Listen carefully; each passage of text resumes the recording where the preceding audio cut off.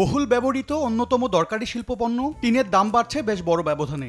একদিনে প্রতি metric ton টিনের দাম $163 বেড়ে রোববার সকালে বেচাকেনা হয়েছে $30,269। সপ্তাহ ব্যবধানে 1.24 আর বছর ব্যবধানে এই ধাতুর দাম বেড়েছে 15.39%।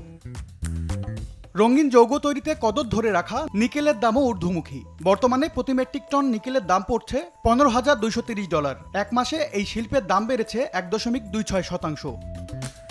সড়ক অবকাঠামো তৈরিতে দরকারি বিটুমিনের বিশ্ববাজার বর্তমানে নিম্নমুখী। প্রতি মেট্রিক টন বেচাকেনা হচ্ছে প্রায় $517। সপ্তাহ ব্যবধানে বিটুমিনের দাম কমেছে 0.54%। ইলেকট্রনিক যন্ত্রপাতি তৈরিতে ব্যাপক চাহিদা রয়েছে লেড বা সীসার। প্রতি মেট্রিক টনের দাম পড়ছে $1,955.58। মূল্যবান এই ধাতুর দাম একদিনের ব্যবধানে $13.75 কমলেও এক মাসে দাম বেড়েছে প্রায় 1%।